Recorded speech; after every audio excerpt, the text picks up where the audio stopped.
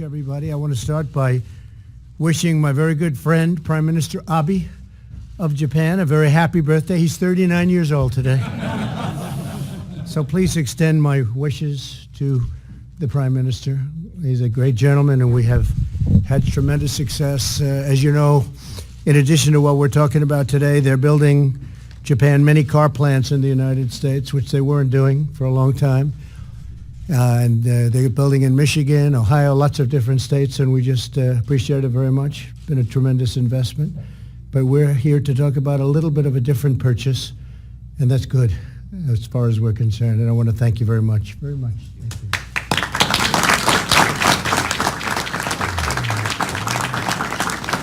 So we're gathered here today at the White House this afternoon to discuss a very strong and groundbreaking achievement for the United States and Japan, the signing of the new U.S.-Japan trade agreement and the U.S.-Japan digital trade agreement. Digital is becoming a very big factor in the world.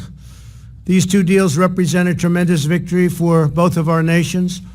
They will create countless jobs, expand investment and commerce, reduce our trade deficit very substantially, promote fairness and reciprocity, and unlock the vast opportunities for growth. In the United States, these deals are a game changer for our farmers and our ranchers. We love our farmers and we love our ranchers. We've been working very hard on this, providing them with significantly enhanced access to a critical foreign market.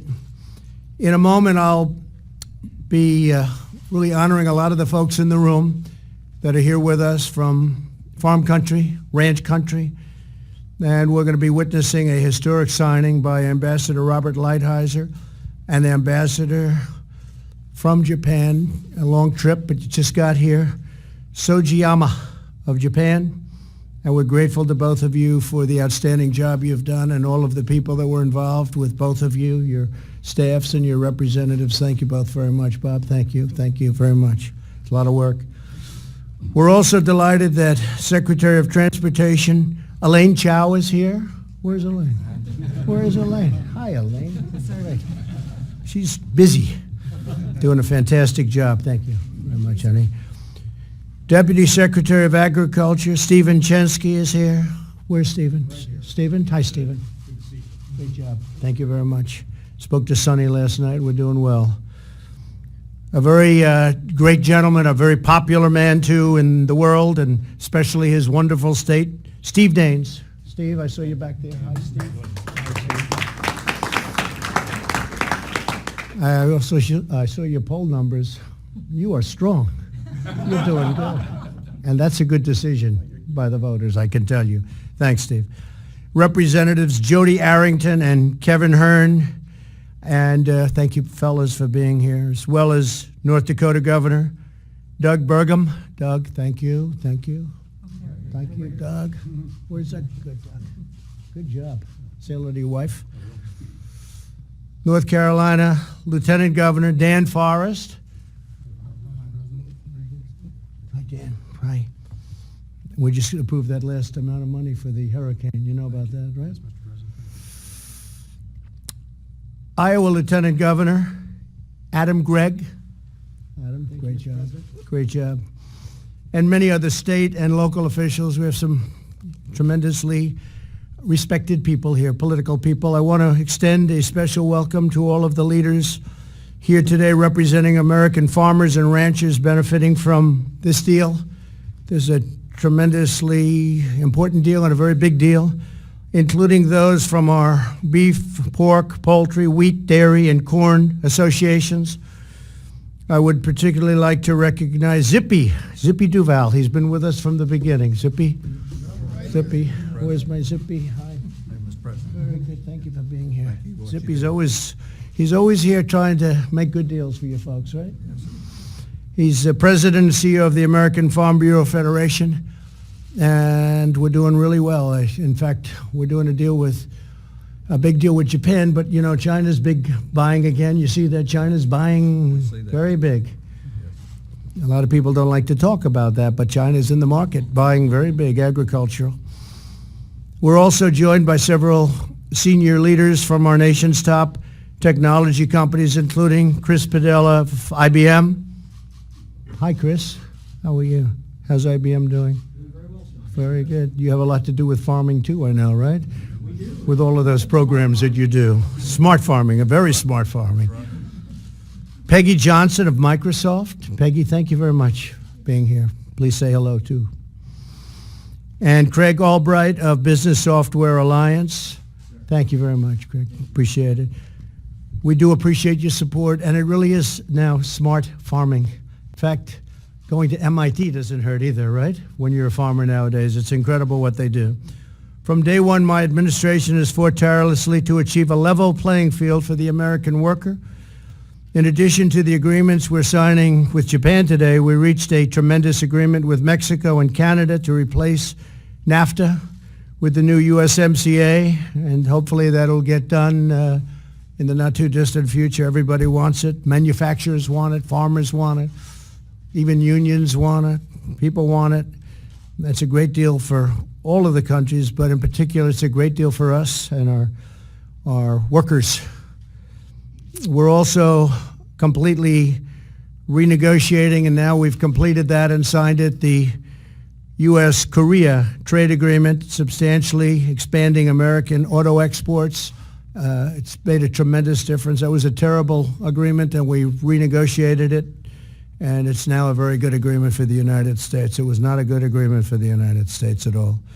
Today's signing of the U.S.-Japan trade agreement and U.S.-Japan digital trade agreement builds on these incredible successes to the benefit of both of our nations. And I have to say that while we're here, and because of the fact that we're talking about agriculture, ethanol, and the farmers of Nebraska and Iowa and all of the different places that wanted it, we've come to an agreement, and it's going to be, I guess, about getting close to 16 billion barrels, right? Something like that. That's a lot. 16 billion gallons.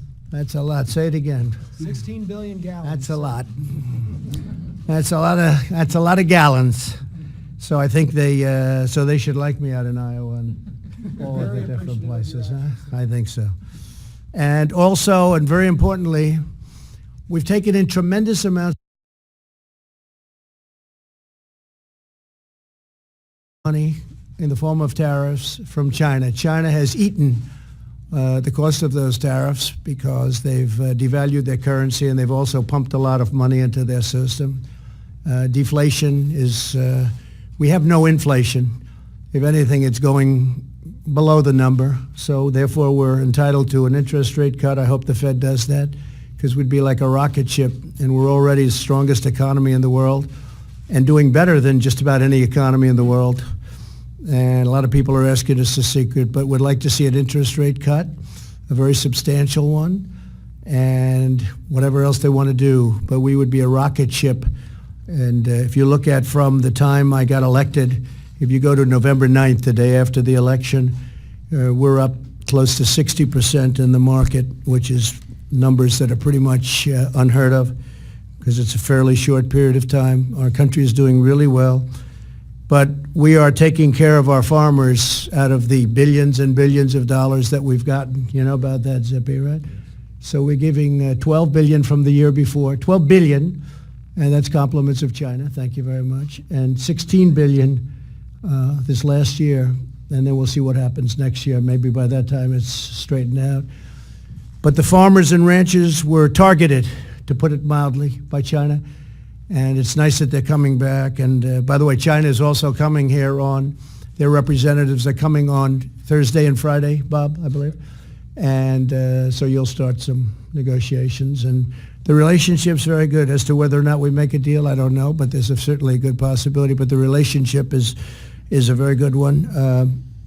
But we've taken in billions of dollars, and of those many, many more billions, we're giving $16 billion to our farmers, because I asked Sonny Perdue, I said, Sonny, what was the amount of money that last year that the farmers were hurt? He said, sir, let me get back to you. He got back to me. The number was $16 billion. I said, that's okay. We're going to take $16 billion out of the tariff, so we're going to give it to the American farmer.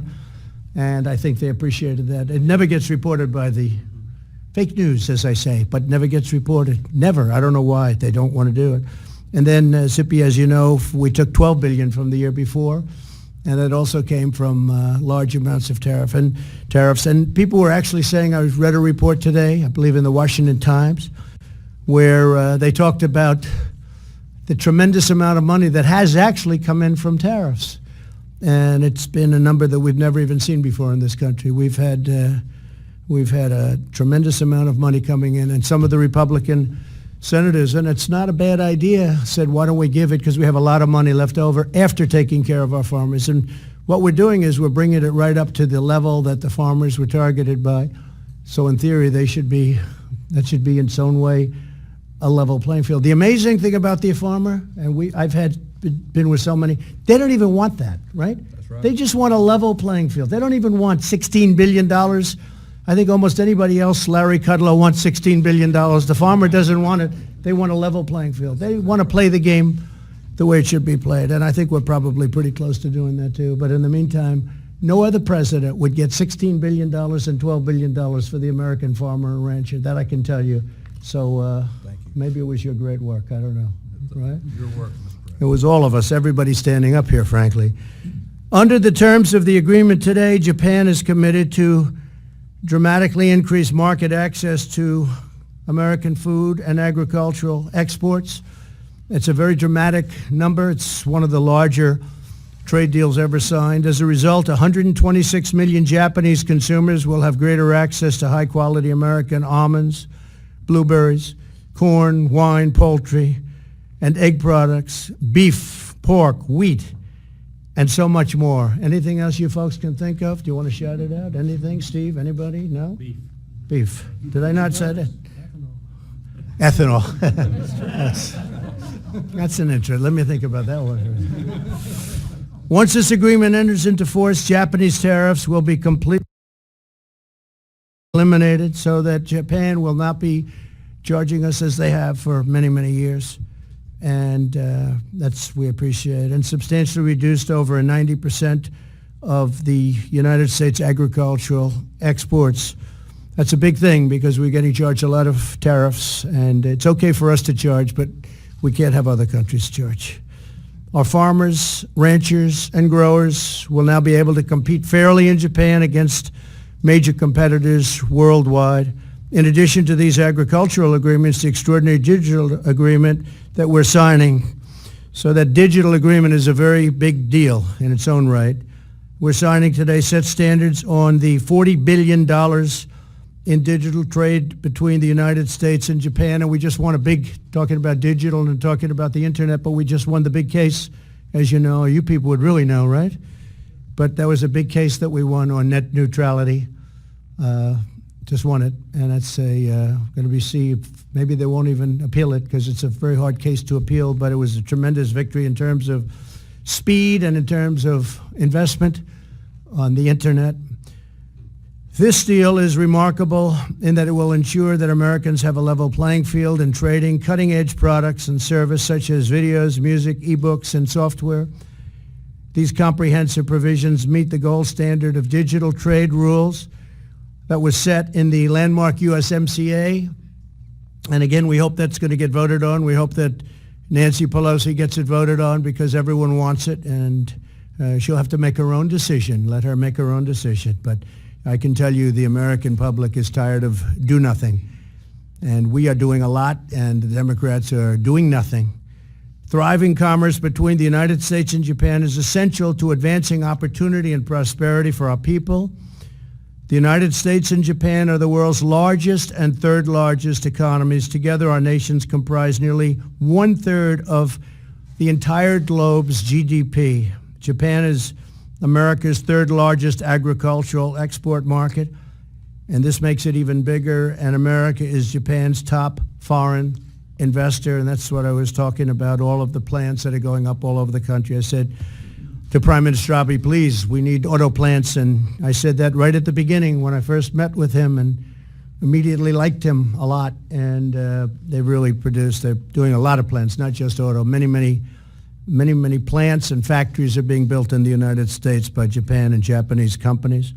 These agreements will ensure that our economic partnership flourishes brighter than ever before. I think we're probably at a stage with Japan where I don't think our relationship has ever been stronger or better than it is right now.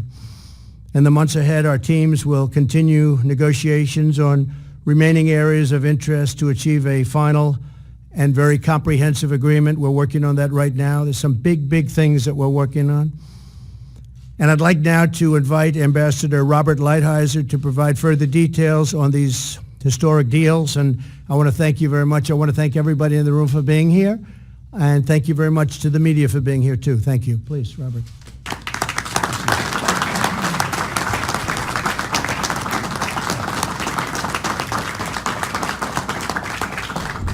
Well, thank you very much, Mr. President.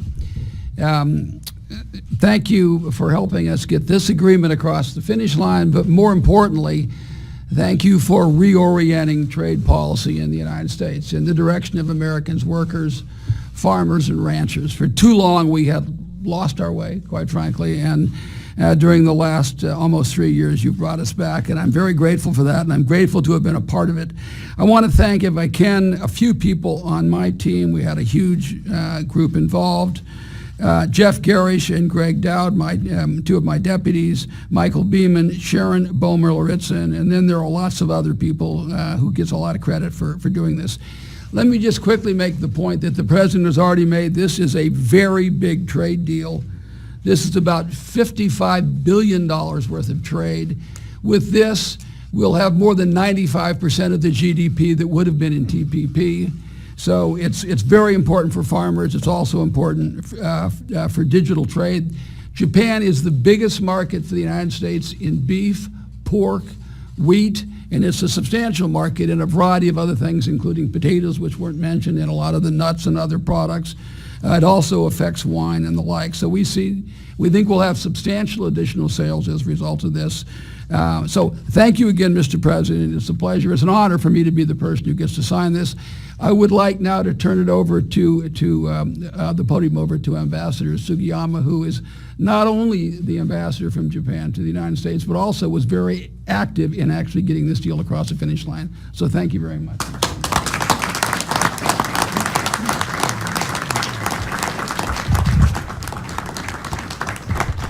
Well, frankly speaking, I must tell you that I feel really daunting and I feel very much tense.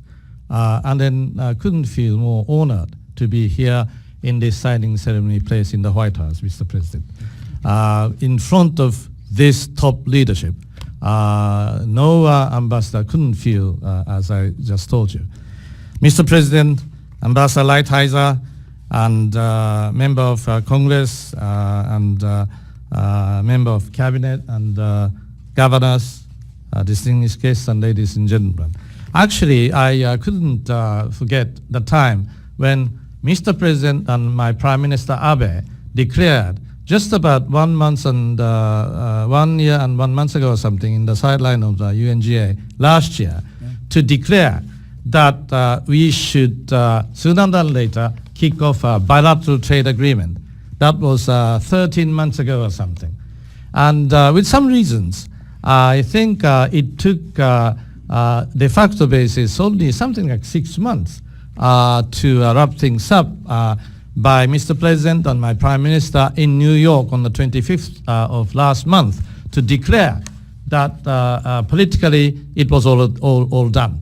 It was only remaining, legal scrabble, technical sort of things, and then my people and Bob Lighthizer's people and your people and everybody spend 24 hours a day and night to finalize everything so that we are able to have today for the formal signing ceremony day to sign up the bilateral trade agreement, as well as Mr. President rightly mentioned, important thing is plus digital trade agreement, as well as other related attached document and something. Actually, I had to sign 16 or 18 places prior to this with my very beautiful mountain pen.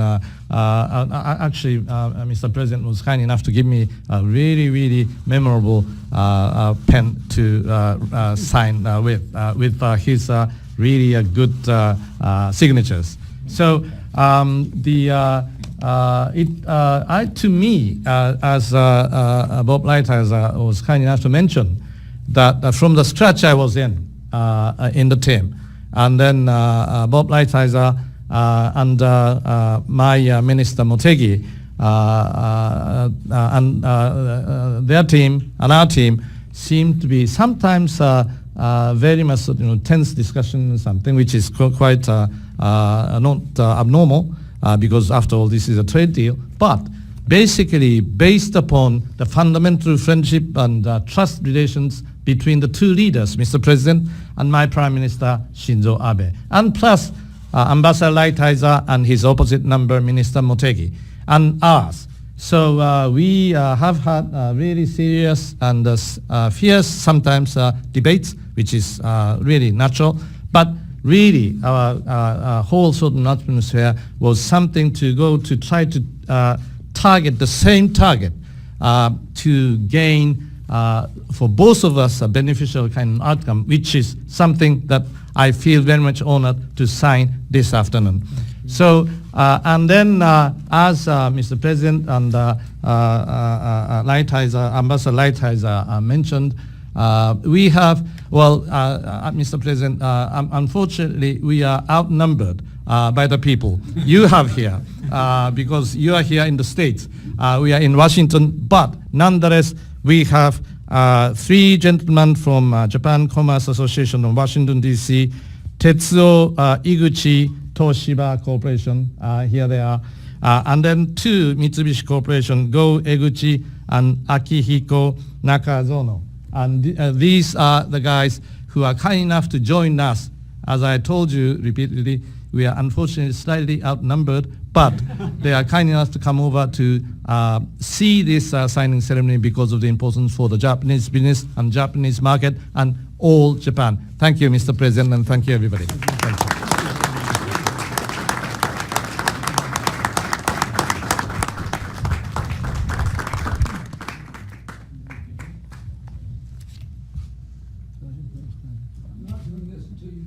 You go ahead. I do want to pay compliments. Look at these 5 gentlemen right there, right there.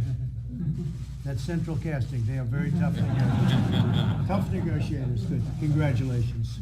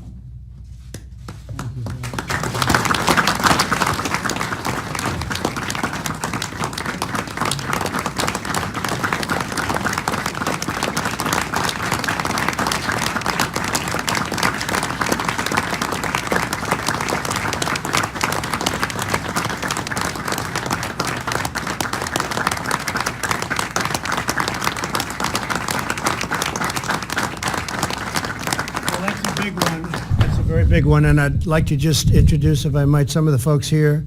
As you know, Ambassador Garish and Dowd have been introduced, and great job, fellas. But Bruce Kettler, Director of the Indiana State Department of Agriculture.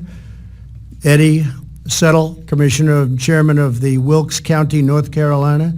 And that's a lot of territory. That's great stuff. Where are you? Good. Congratulations. Tony Kurtz, State Representative, Vice Chair of the Wisconsin Assembly Committee on Agriculture. Good job, Tony. Go back and say you did it. You're going to be, you can run for anything, right?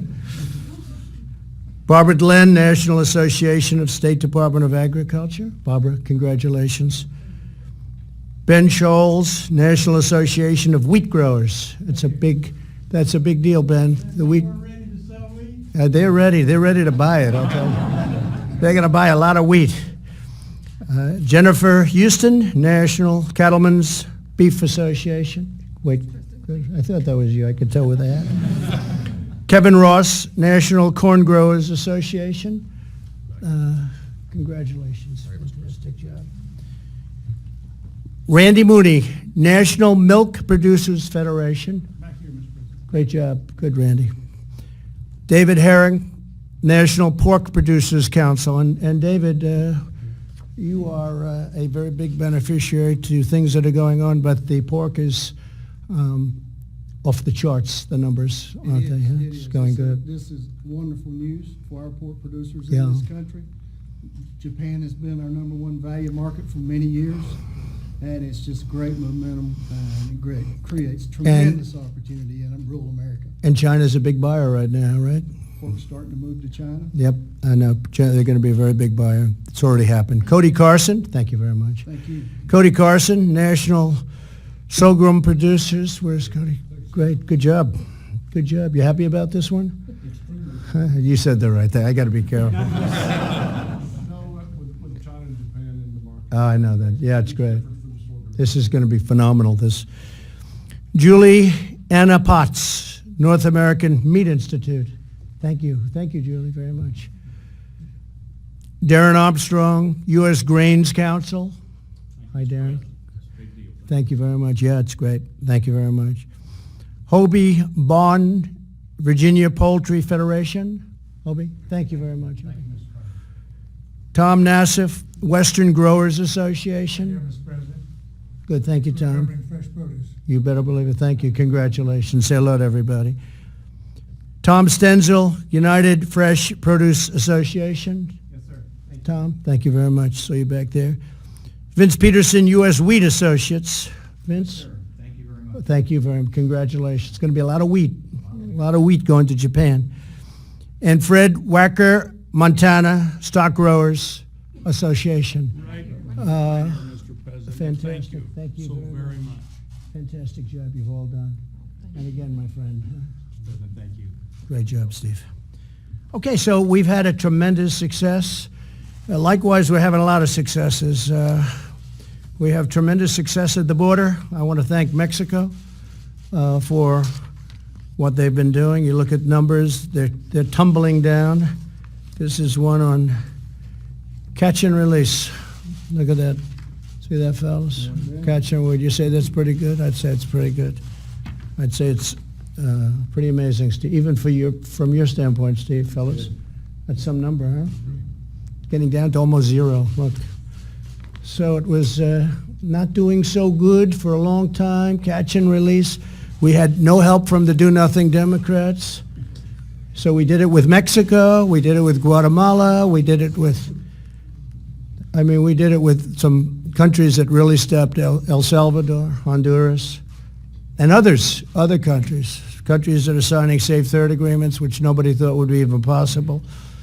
And the border is really doing well. And again, Mexico today has 27,000 soldiers, 27,000. I want to thank the president of Mexico because he's been great. But the border is really looking good. The wall is moving rapidly. Large sections are being built every day. More contracts are being given out. We're doing it in about 17 different sections because it's over 450 miles long, the area we have to close up, and could even hit 500 at some point. And we expect to have anywhere between 400 and 500 built, hopefully by the end of next year. It's going up very rapidly. It's a very powerful wall. It's got everything you can have. It was, the Border Patrol just left, actually. We were going over some of the numbers, and we gave them every single element of the wall that they wanted. We had mountain climbers come in to climb. Do you believe this? We had different samples put up, and we had mountain climbers literally come in, which is the hardest one to climb. The steel panel on top makes it very difficult. It's called an anti-climb paddle. I never thought I'd be doing this for a living. We built an anti-climb panel. Without the panel, they get across it easy. With the panel, it's not so easy. So anti-climb panel at the top. And the border's coming along well. The economy is doing great. We're doing, as I said before, we're the hottest economy in the world. We're the largest economy in the world. We're up $15 trillion at least since the election. 15 trillion. And China's down probably 22 or 24 trillion. So I think China might have caught us. If my opponent had gotten in by now, they would have caught us. And now it's going to be a long time before they catch us. If they ever catch us, I don't think anybody's going to catch us. If we're smart, nobody will catch us. So with that being said, if you have any questions on the trade deal, please, anything on the trade deal specifically? Yeah, please. Any predictions about China? Do you expect a whole new Well, they want to make a deal. They're down 3.5 million jobs since we started doing what we do. And their supply chain is really cracked and broken, and they want to make a deal. Now, they're coming to see us on Thursday and Friday. We think there's a chance that we could do something very substantial, Bob. I think you think that. We'll see what happens. But in the meantime, we're taking in billions and billions of dollars of tariffs every month. And we've never had this. We never took in 10 cents from China. Now we're taking in billions of dollars and tens of billions a year. And on October 15th, as you know, it goes up to 35. It goes to 35. It's going to raise fairly substantially. We could always do it a lot more, but we've decided not to. So that's the story. And I think that they are coming to make a deal. We'll see whether or not a deal can be made, but it's got to be a fair deal. Look, we've lost $500 billion a year for many, many years on average. If you include intellectual property theft and all of the other things that took place, it's incredible that past administrations could have allowed it to happen. We're talking about $500 billion, not million. That's a lot too. $500 billion a year for many years taken out of our country. We rebuilt China. They did a great job, and I don't blame them. I told President Xi, I don't blame you one bit. I blame the people that ran this country to allow that to happen, and they understand that. But we don't let that happen anymore. So we'll see what happens. We're going to have a very important meeting, and they have their top people coming in, and I have my top people doing the job. And if I don't think they're doing a good job, I'll fire them and I'll go over and take their place. Okay? Yeah, please. Are the Hong Kong protests linked, in your view, to the China trade negotiations in any way? Well, we'd like to see a very humane solution to that. I hope that's going to happen. And, you know, Hong Kong is very important as a world hub, not just for China, but for the world. And you have great people over there. I see they're flying the American flags. They even have signs, make China great again, make Hong Kong great again. I'm saying, get those signs. But they have, you know, tremendous signage and tremendous, they have a tremendous spirit for our country. A lot of American flags, a lot of Trump signs. I'd just like to see a humane deal be worked out. And I think President Xi has the ability to do it. I've sort of said that I think if he met, he's a very convincing man, and I think if he met with some of the leaders, that could be one problem. You don't seem to have a specific leader of the group, but I really think they can do something. We just want to see a humane solution. Did you tell Xi Jinping in any way that you would be quiet about the Hong Kong protests during the course of these negotiations? No, I didn't, but I do say that we are negotiating. If anything happened bad, I think that would be a very bad thing for the negotiation. I think politically it would be very tough, maybe for us and maybe for some others and maybe for him. But no, I think that they have to do that in a peaceful manner. It's now I will say the first time I saw it, if you look a number of months ago, I saw 2 million people. I've never seen anything like it. We talk about crowd size. That was serious crowd size, right?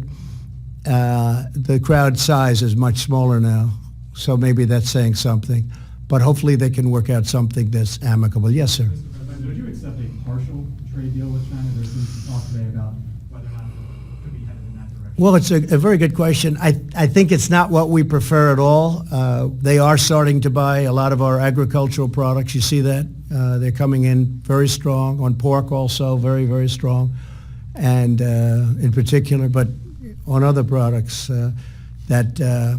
so I don't know if you call that a partial. We don't have an agreement. My inclination is to get a big deal. We've come this far. We're doing well.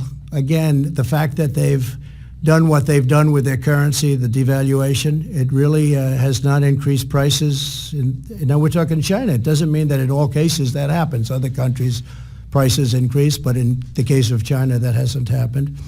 And they put a lot of money into their goods. They want to keep their people working. I understand that very well. But I think that we just have to see what happens. I would much prefer a big deal, and I think that's what we're shooting for. Can something happen? I guess maybe. Who knows? But I think it's probably unlikely. Okay? Mr. President, on Syria, on withdrawing forces Yeah. in Syria, why are you siding with an authoritarian leader and not our current Well, I'm not siding with anybody. We've been in Syria for many years. You know, Syria was supposed to be a short-term hit, just a very short-term hit, and we were supposed to be in and out. That was many, many years ago, and we only have 50 people in that area. That's a small sector, and I don't want those 50 people hurt or killed or anything. I don't want anything bad to happen to our people, and I told that to President Erdogan. I said, don't hurt any of our people get hurt. Big trouble. Now, a couple of things. I think there's a lot of pressure on Turkey. They've been fighting with the PKK for many years. They're natural enemies. Have you read today a couple of reports saying that when President Obama started this whole thing, as you know, it was started by President Obama, he created a natural war with Turkey and their longtime enemy, PKK, and they're still there, and they're still hating each other beyond anybody's belief. But I have told Turkey that if they do anything outside of what we would think is humane, to use the word a second time, we talk about Hong Kong, we talk about this, they could suffer the wrath of an extremely decimated economy.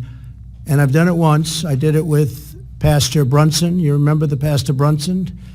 And they wouldn't give Pastor Brunson back, and they ended up giving Pastor Brunson back pretty quickly. Their currency fell at record levels, and lots of other things happened.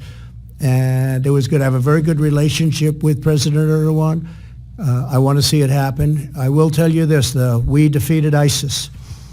And when we were at 96 and 95 and 97%, I sort of said, let the other countries in the area finish it off. And I was met with a lot of anger from some people in our country. I said, all right, I'll finish it off. And I got together with our generals. I flew to Iraq. I got together, and we did it very quickly, far quicker than any general from here told us we could do it. We had some great people over there. They did it quickly. And I said to the European countries, you got to take your ISIS. You know, we have 60,000, maybe even 70,000 people. That includes families, that includes wives of fighters that were killed. We have many fighters that were killed in the battles. And we took it over. 100% of the caliphate I took over quickly. Nobody else was. It was a mess when I came to office, and I think most of you would agree to that. It was a real mess.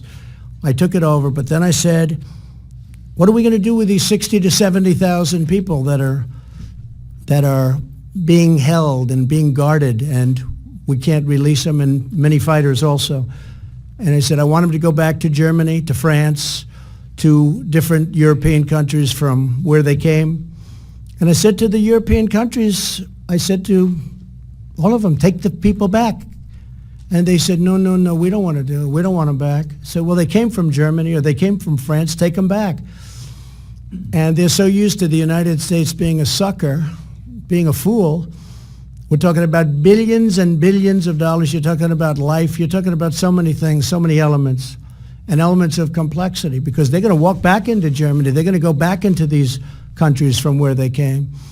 So I said, take them back. And they said, no. And then I said again, I'm going to give you another 30 days. Take them back. And they kept saying no. Maybe they won't be saying no now. I don't know. So I told President Erdogan, it's going to be your responsibility. Now, really, who's responsible? It's really Russia, it's Turkey, it's Iran, it's Iraq, and it's Syria, and anybody else in the neighborhood. Okay, we call it the neighborhood. It's not a friendly neighborhood. But these countries should do it. Now, ISIS is the sworn enemy of all these countries. Many of them they hate far more than they hate us. And those countries hate them at the same level as we do. They're terrible, terrible, savage killers. I said, take them back. But these countries are rich in most cases. They're powerful. They've got armies. They can do the work. But we're not bringing 50, 60, 70, or even 10,000 people to Guantanamo Bay in Cuba. We're not going to be paying them for the next 50 years or paying to take care of them for the next 50 years. So we told Europe, we did a great service to the world, and we did a great service to Europe in particular, where so many of these fighters came from.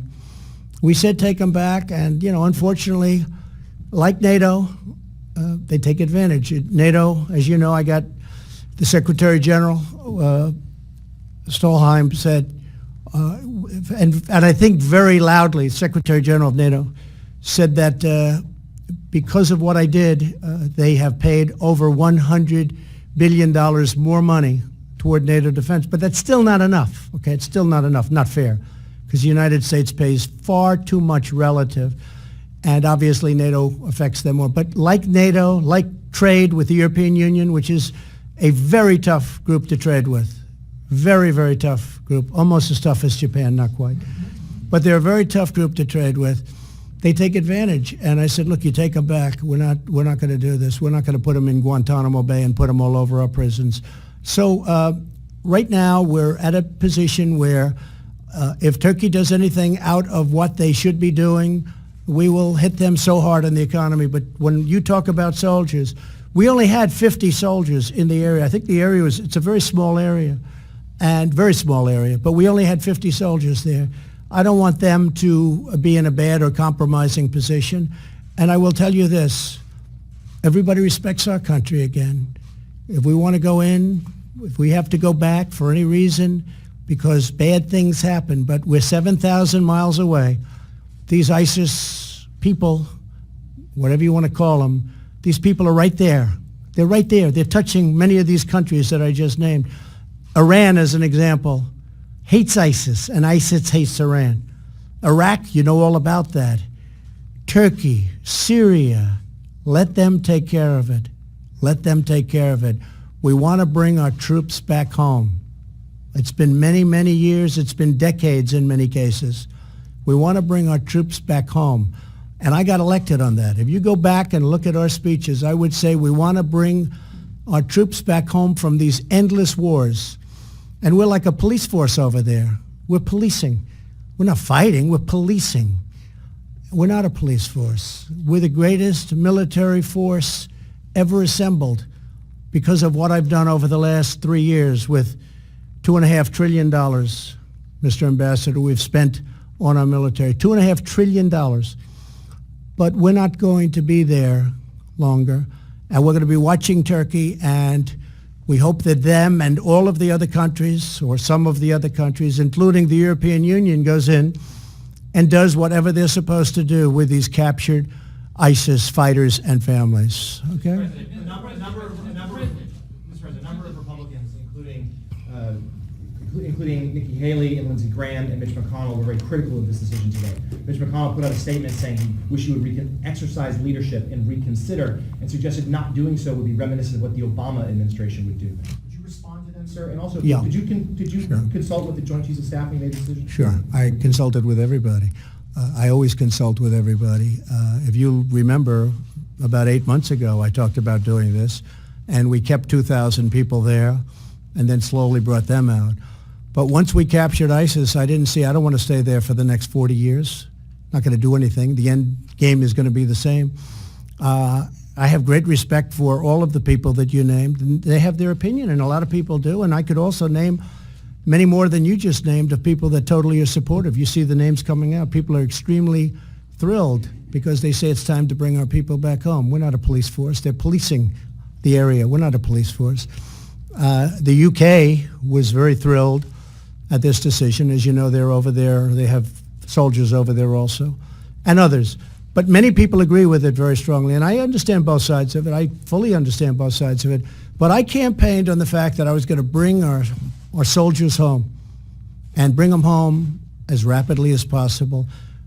We, all together, we defeated and took over 100% of the ISIS caliphate. Everybody said that was going to be an impossible thing to do. I did it, and I did it quickly because we have a great military now. When I took over our military, we didn't have ammunition. I was told by a top general, maybe the top of them all, "Sir, I'm sorry, sir, we don't have ammunition." I said, "I'll never let another president have that happen to him or her." We didn't have ammunition. Now we've captured ISIS. We've done what we've done. We had 50 soldiers in the area you're talking about. And I said, we want to bring our soldiers back home. It's been a long time. Again, we were supposed to be in there for just a tiny spot, like a 30 to 90-day period. That was many years ago. It's time. Mr. President, the Kurds themselves have lost thousands of fighters That's true. And we've lost a lot of fighters, too. Their safety? Well, we're going to try. If you look at some of the Kurds, as you know, that's a natural enemy of Turkey. Specifically, as I said, I mean, they have natural enemies. They've been fighting each other for, somebody said today, hundreds of years. I mean, one historian said they've been fighting for hundreds of years. We interject ourselves into wars, and we interject ourselves into tribal wars and revolutions and all these things that are very, they're not the kind of thing that you settle the way we'd like to see it settled. It just doesn't work that way. But hopefully that'll all be very strong and strongly done. We're spending tremendous amounts of money. I can tell you the two countries that are most disappointed that we're leaving are China and Russia, because they love that we're bogged down and just watching and spending tremendous amounts of money instead of continuing to build our forces. We have tremendous new weapons under development now. We have weapons that nobody can even believe. We're going to be making some stops over the next 4 or 5 weeks. Some we show, some we don't show. But we've rebuilt our nuclear. We've renovated and rebuilt nuclear. We're building submarines, the likes of which they've never been even thought of before.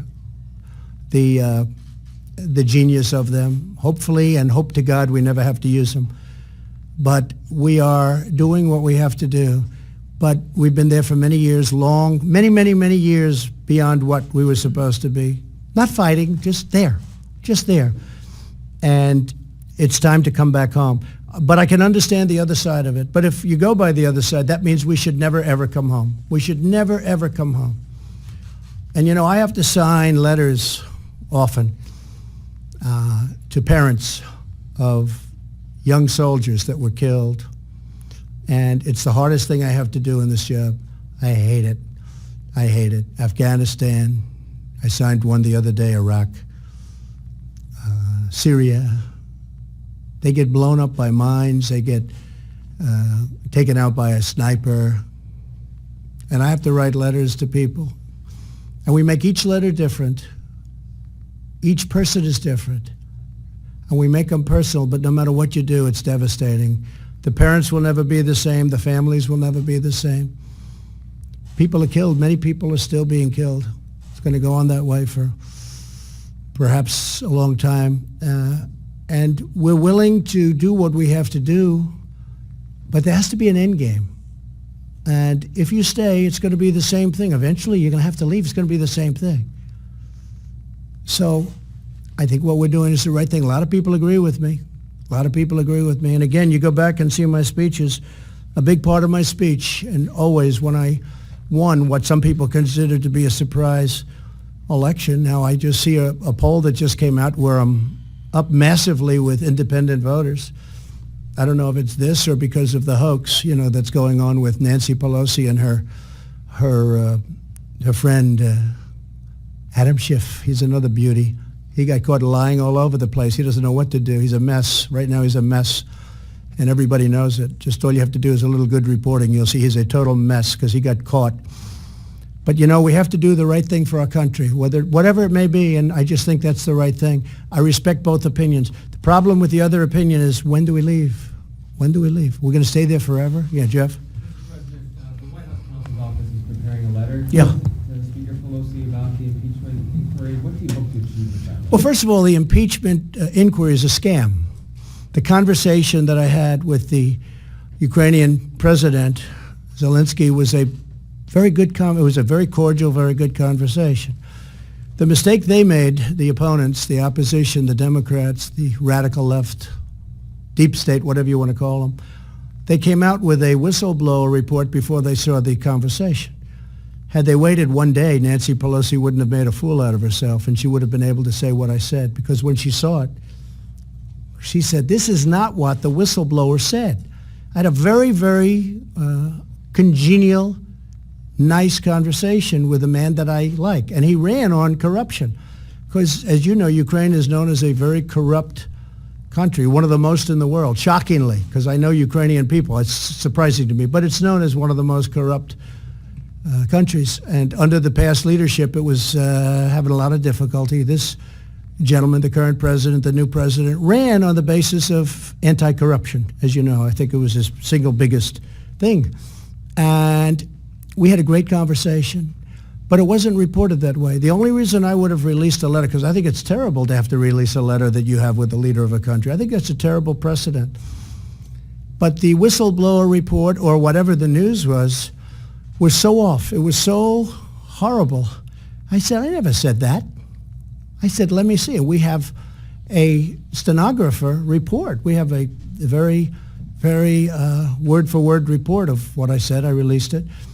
And almost everybody that read it said it's either perfect or really very good. But it's a very normal, nice conversation. And when you see that the president of Ukraine, President Zelensky, said, there was no pressure put on me whatsoever. His spokesman came out 2 days ago, said there was absolutely no pressure put on the president. I didn't tell him to say that. There was no pressure put on. All you have to do is read the report. The problem is I released it a day after they had already made their big statements. And again, it's a big scam. And I think Adam Schiff should be investigated for what he did. He took to the great chamber, Congress, and he made a speech.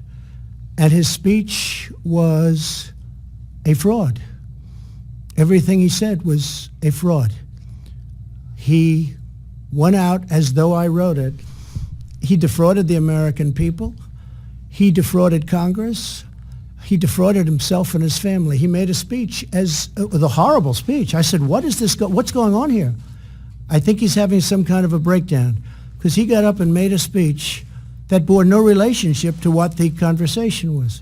And I'll tell you, a lot of people heard that speech, and a lot of people thought that's what I said because they heard his speech, because they're not going to read a 3 or 4 page conversation. They don't have access to it.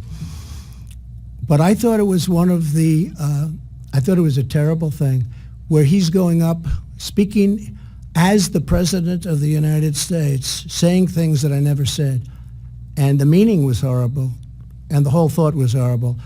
And then the whistleblower, he did, through his committee, through himself, he met with a whistleblower. They never said that. They never talked about it. And Nancy Pelosi knew all of this stuff. I mean, she's as guilty as he is, because she knew all that. She knew everything about it, and she didn't do anything about it. And I'll tell you what, they should really be looked at very strongly, because what they did is unthinkable. What they did to this country is unthinkable. And it's lucky that I'm the president, because I guess, I don't know what, a lot of people said very few people could handle it. I sort of thrive on it. You know why? Because it's so important that we get to the bottom. We went through the whole Mueller scam, 2.5 years. We went through that, and I had 3-4 days where it was like over. And then I'm walking into the United Nations, and they released it as I'm walking in, Mr. Ambassador. I'm walking in. I'm going to meet with, I won't name, but one of the top leaders of the world. And I see up on the screen, and people start screaming about this scam called impeachment. You can't impeach a president for doing a great job. You can't impeach a president for having the lowest and best unemployment numbers that we've had in 51 years. You can't impeach a president for tax cuts and regulation cuts and creating, and even the ambassador would say, the strongest economy in the world. We have the strongest economy in the world. This is a scam. And the people are wise to it. And that's why my polls went up. I think they said 17 points in the last 2 or 3 days. I've never had that one. I've never had that one. So I think it's very sad for our country. I think it makes it harder to do my job. But I do my job, and I do it better than anybody's done it for the first 2.5 years based on results. I mean, you look at not only the unemployment numbers, look at the employment numbers, Jeff. We're up to almost 160 million people are working. And now today we signed the deal with Japan, which is such an honor.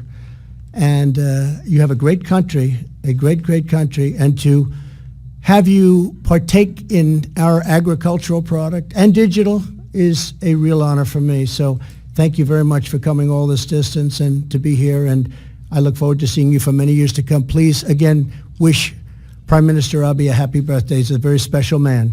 Thank you. Thank you very much.